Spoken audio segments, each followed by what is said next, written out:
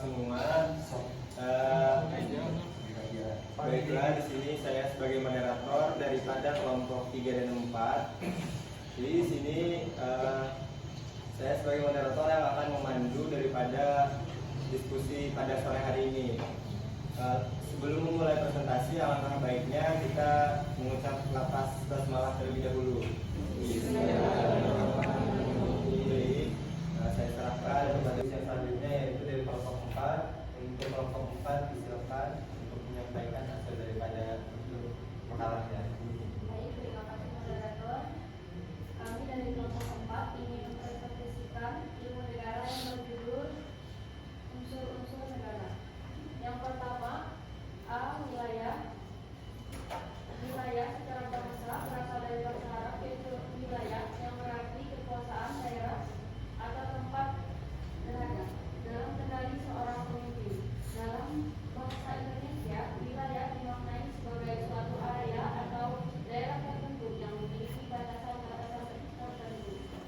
Secara istilah, wilayah adalah suatu bagian dari muka bumi yang dikuasai secara hukum oleh suatu negara yang mencakup daratan, lautan, dan udara, serta menjadi tempat berlakunya kekuasaan dan kedaulatan rakyat negara tersebut. Dalam buku International Law menyatakan bahwa tanpa adanya wilayah dengan batasan-batasan tertentu, suatu negara tidak akan dianggap sebagai kedaulatan dan esensinya. Pengertian negara di sini tidak dapat dipisahkan dari konsep dasar negara sebagai suatu kesatuan geografis disertai dengan kedaulatan dan jurisdiksinya masing-masing. Peran penting wilayah bagi negara yang pertama adalah sebagai tempat penempatan rakyat dan tempat pemerintahan penyelenggaraan pemerintah. Yang kedua, sebagai simbol kedaulatan dan integritas kewilayahan, yaitu wilayah negara meliputi daratan, lautan, udara, dan daerah. Dalam hukum internasional, setiap negara memiliki kemungkinan untuk menambah atau mempertahankan wilayahnya. Apabila dilihat dari segi pengalaman dan sejarah praktik negara, terdapat beberapa cara bagi suatu negara untuk memperluas wilayahnya. Di antaranya, yang pertama, menambah wilayah yang disebabkan proses ilmiah. Contohnya, dibentuk pulau yang disebabkan endapan mengukur jumlah sungai, mengiringi bagian sungai disebabkan terjadinya perubahan aliran sungai, dan letusan gunung Merapi di laut yang membentuk daratan. Kedua, esensi yakni menyarankan wilayah secara damai yang biasanya dilakukan melalui suatu perjanjian perdamaian yang mengakhiri perang. Selanjutnya akan dilanjutkan oleh rekan saya. Baik, selanjutnya B. Unsur-unsur negara pada rakyat. Rakyat secara bahasa etimologis berasal dari kata Arab, yaitu rakyat, yang berarti sekelompok orang yang berada di bawah kepemimpinan atau kekuasaan seorang pemimpin.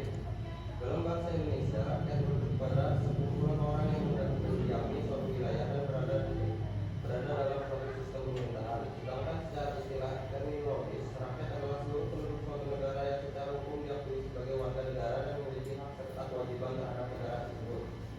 Rakyat merupakan salah satu unsur penting dalam menentukan suatu negara, karena kesatuan yang saling berkaitan memiliki budaya, bahasa, dan adat istiadat yang sama. Penduduk juga merupakan sumber daya manusia, baik dalam jumlah maupun kualitasnya, yang menjadi dasar bagi pembangunan negara. Dalam dunia penduduk juga diartikan sebagai sekelompok orang yang tinggal dan menetap dalam batas wilayah negara tersebut, dan tanpa penduduk, negara tidak akan memiliki subsidi hukum yang dapat menjalankan atau menerima kebijakan pemerintahan. Rakyat adalah sekumpulan manusia yang hidup di suatu negara. Di dalam ilmu negara ada istilah rakyat, terutama rumpun atau ras, yaitu sekumpulan manusia yang merupakan suatu kesatuan karena mempunyai ciri-ciri jasmania yang sama, seperti sama warna kulit, sama bentuk tubuh. Yang kedua, bangsa atau Vox, yaitu sekumpulan manusia yang merupakan suatu kesatuan karena mempunyai persamaan budaya seperti bahasa, adat, istiadat, dan agama. Yang ketiga, nazi atau nati, yaitu sekumpulan manusia yang merupakan suatu kesatuan karena mempunyai kesatuan politik yang sama seperti nazi di Swiss. Menurut hukum internasional, tiap-tiap negara memiliki hak untuk menetapkan penduduknya sebagai warga negara yang sah. Ada dua asas yang berlaku dalam menetapkan warga negara atau penduduk suatu negara, yaitu yang pertama, asas ius soli atau law of soil, yaitu asas yang menentukan warga negara berdasarkan tempat tinggal penduduknya. Semua orang yang bertempat tinggal di wilayah suatu negara dinyatakan sebagai warga negara. Yang kedua, asas ius sanguinis atau law of the blood, yaitu warga negara berdasarkan peralihan darah. Artinya semua orang yang dilahirkan oleh warga negara yang telah tinggal di wilayah negara tertentu secara otomatis dinyatakan sebagai warga negara. Dalam Undang-Undang Negara Republik Indonesia tahun 1945, ketentuan mengenai warga negara dan penduduk diatur dalam pasal, yakni pasal 26 ayat 1 dan ayat 2, yang setelah perubahan Undang-Undang Dasar RI tahun 1945 tetap satu pasal, tetapi dengan 3 ayat, yaitu A. Yang menjadi warga negara ialah orang-orang bangsa Indonesia asli dan orang-orang bangsa lain yang disahkan dengan undang-undang sebagai warga negara. B. Penduduk ialah warga negara Indonesia dan orang asing yang bertempat tinggal di Indonesia. C. Hal-hal mengenai warga negara dan penduduk diatur dengan undang-undang. Hal-hal yang berkaitan secara langsung dengan hak-hak warga negara diatur dalam Undang-Undang 1945 sebagaimana terdapat dalam pasal 27 terutama segala warga negara bersamaan kedudukannya di dalam hukum dan pemerintahan dan wajib menjunjung hukum dan pemerintah itu dengan tidak ada kecualinya. Tiap-tiap warga negara berhak atas pekerjaan dan kehidupan yang layak bagi kemanusiaan. 3. Setiap warga negara berhak dan wajib ikut serta dalam upaya pembelaan negara. Di suatu negara, rakyat mempunyai fungsi yang sangat signifikan karena dengan adanya rakyat, maka kemudian ada negara dan pengakuan dari negara lain. Maka wajar jika pengakuan negara oleh banyak ahli tersebut berasal dari adanya suatu kemudian sosial atau kontrak sosial. Dengan demikian, kedaulatan rakyat pada suatu negara ada pada rakyat. Ini yang kemudian negara mendapatkan legitimasi dari rakyat dengan catatan rakyat harus diakui keberadaannya serta hak-haknya. Adapun unsur-unsur yang kedua selain teritorial adalah keberadaan rakyat yang menghuni suatu negara. Rakyat dalam wilayah tersebut telah menjadi satu kesatuan baik teritorialnya maupun hukumnya. Kesatuan ini dibentuk oleh kesatuan tatanan hukum yang berlaku bagi para individu yang dianggap sebagai rakyat dari negara tersebut. Baik, selanjutnya unsur-unsur negara pada pemerintah. Pemerintah adalah organisasi atau lembaga yang memiliki wewenang untuk membuat, penerapan, dan menegakkan hukum serta kebijakan dalam suatu negara guna mengatur kehidupan rakyat dan ketertiban umum. Pemerintah terdiri dari 3 cabang kekuasaan utama, yaitu eksekutif, legislatif, dan yudikatif, yang bersama-sama menjalankan fungsi-fungsi kenegaraan. Pemerintah merupakan unsur penting dalam sebuah negara karena berperan sebagai pengelola kekuasaan untuk mencapai tujuan bersama dan kesejahteraan rakyat. Pemerintah adalah lembaga yang mempunyai kekuasaan untuk mengatur dan mengelola kehidupan masyarakat dalam suatu negara. Fungsi utama pemerintahan adalah menyelenggarakan pemerintahan dan pemeliharaan serta keamanan agar masyarakat dapat hidup dengan damai dan teratur. Pemerintahan juga berperan untuk menjalankan berbagai kebijakan dan bertujuan meningkatkan kesejahteraan rakyat, seperti menyediakan pelayanan publik, pembangunan infrastruktur, dan pengelolaan sumber daya negara. Dalam konteks negara, pemerintah memiliki kedudukan yang sangat penting karena ia bertanggung jawab dalam menjalankan kedaulatan negara dan menegakkan hukum. Pemerintah biasanya terbagi menjadi beberapa cabang atau lembaga yang saling bekerja sama, yaitu eksekutif untuk pelaksanaan kebijakan, legislatif untuk membuat undang-undang, dan yudikatif untuk menegakkan hukum. Sistem pemerintahan yang berlaku juga menentukan bagaimana pemerintahan berfungsi dan sejauh mana kekuasaan dibatasi agar tidak terjadi perlindungan kekuasaan. Pemerintah juga berperan sebagai wakil bangsa dalam hubungan internasional, melakukan diplomasi serta menjaga kedaulatan dan keutuhan wilayah negara. Selain itu, pemerintah harus mampu menampung dan mencerminkan aspirasi masyarakat sebagai bagian dari proses demokrasi, agar kebijakan yang diambil benar-benar mencerminkan kebutuhan dan harapan rakyat. Dalam hal ini, kepercayaan dan partisipasi menjadi modal penting bagi keberhasilan pemerintahan. Secara keseluruhan, pemerintahan adalah lembaga yang menata dan menjalankan roda kehidupan bernegara dan demi tercapainya kedamaian, keadilan, dan kesejahteraan masyarakat. Tanpa pemerintahan dan efektif, negara tidak akan mampu mengelola sumber daya dan potensi yang ada secara optimal. Baik, saya serahkan kepada moderator. Baik, dilanjutkan kepada kelompok 6 untuk menanggapi daripada kelompok 4.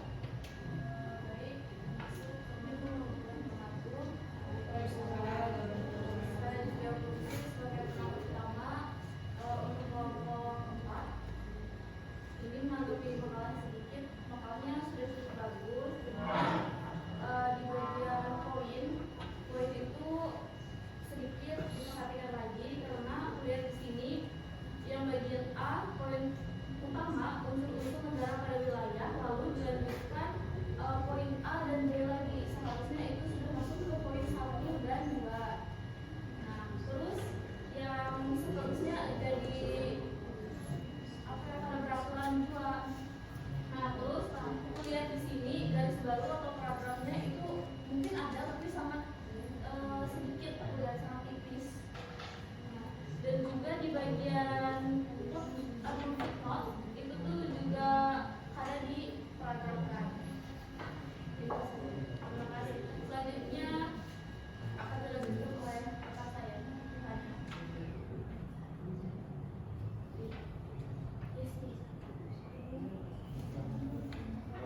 Baik, perkenalkan saya Rizky Muhammad Ramdhani dari kelompok 6. Izin bertanya kepada kelompok 4.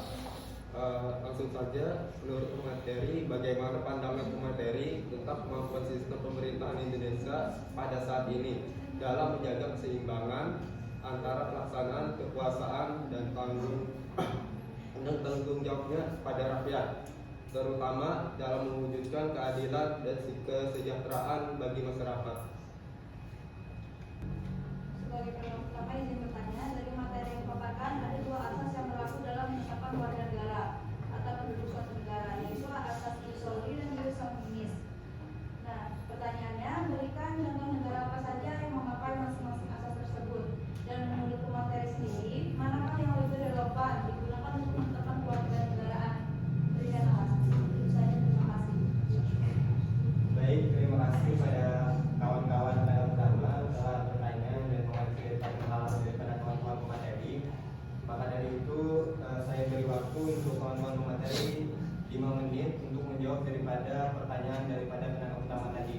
Mungkin dari materi kelompok 4 akan menjawab pertanyaan daripada Rizky Ramdhani, yang mana pertanyaannya, menurut pemateri, bagaimana pandangan pemateri tentang kemampuan sistem pemerintahan Indonesia pada saat ini dalam menjaga keseimbangan antara pelaksanaan kekuasaan dan tanggung jawabnya kepada rakyat, terutama dalam mewujudkan keadilan dan kesejahteraan bagi masyarakat? Baik, di sini kan menurut pemateri. Jadi menurutku pemerintah pada saat ini sudah sangat baik lah dalam menjalankan tugasnya. Tetapi masih banyak yang harus diperbaiki karena tidak sedikit juga dari para pemerintah tersebut yang lalai dalam melaksanakan tugasnya untuk mensejahterakan masyarakat. Nah, mungkin itu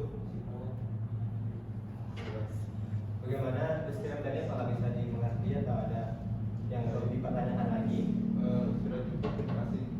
Ya, terima karena setelah terjawabnya pertanyaan daripada kawan-kawan penanya tadi, maka izinkan saya menutup diskusi pada pagi hari ini dengan kesimpulan dari kelompok 3, yaitu teori kedaulatan membahas siapa yang memegang kekuasaan tertinggi dalam suatu negara. Terdapat 5 teori utama, yaitu kedaulatan Tuhan, raja, rakyat, negara, dan hukum. Negara kesatuan memusatkan kekuasaan tertinggi pada pemerintahan pusat, yaitu memiliki kedaulatan penuh baik ke dalam maupun keluar. Dan bentuk pemerintahan menjelaskan siapa yang berkuasa dan bagaimana cara kekuasaan dijalankan dalam suatu negara. Adapun kesimpulan dari kelompok 4, yaitu wilayah adalah unsur konstitutif negara yang mencakup daratan, lautan, udara, dan daerah ekstrateritorial.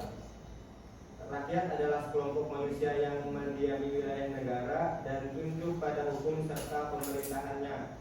Serta pemerintah adalah lembaga yang mengatur kehidupan rakyat dan menjaga keamanan serta keamanan negara melalui perbuatan dan penegakan hukum. Mungkin itu yang bisa saya simpulkan dari kelompok 3 dan 4. Karena tadi kita diawali dengan bismillah, maka untuk menutup presentasi kita pada pagi hari ini, mari